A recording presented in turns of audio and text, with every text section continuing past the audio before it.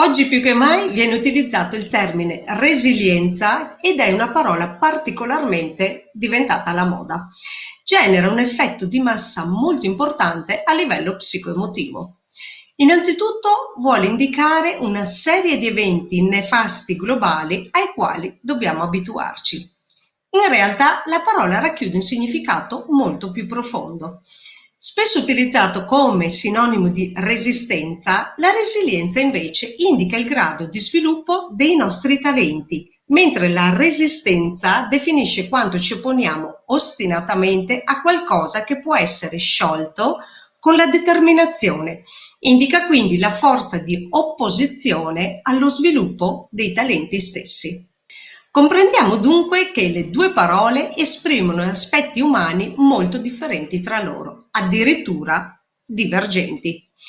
Ma andiamo a conoscere meglio il termine resilienza. In ingegneria stabilisce la capacità di un materiale di assorbire energia in conseguenza di deformazioni elastiche e plastiche fino al punto di rottura. In psicologia invece definisce la capacità di affrontare con un'attitudine propositiva gli eventi traumatici. In ecologia e in biologia invece stabilisce la capacità della materia vivente di autoripararsi dopo un danno, ma anche la capacità di una comunità o di un sistema ecologico di ritornare allo stato iniziale a seguito di una perturbazione che ha generato il mutamento di stato.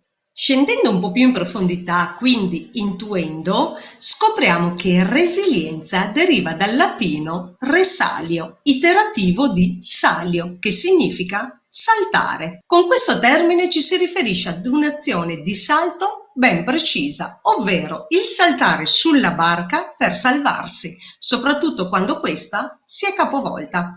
Questa straordinaria immagine ci stimola la mente ad un'associazione ben precisa. L'acqua rappresenta le emozioni, la barca i valori su cui basiamo la nostra esistenza attuale. In questo caso è il tentativo esterno di affondarli. Tutto questo esprime che dobbiamo fluire con le emozioni e mai farci travolgere da esse per un condizionamento esterno.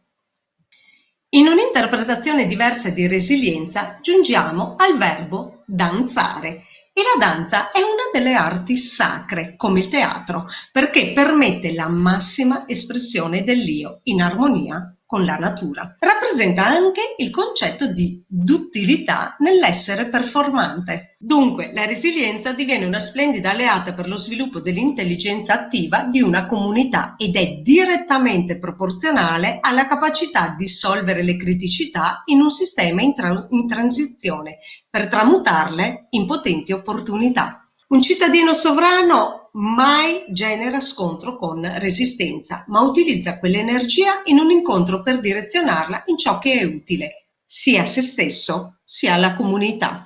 Come nelle arti marziali si tramuta l'energia del colpo dell'avversario a proprio favore.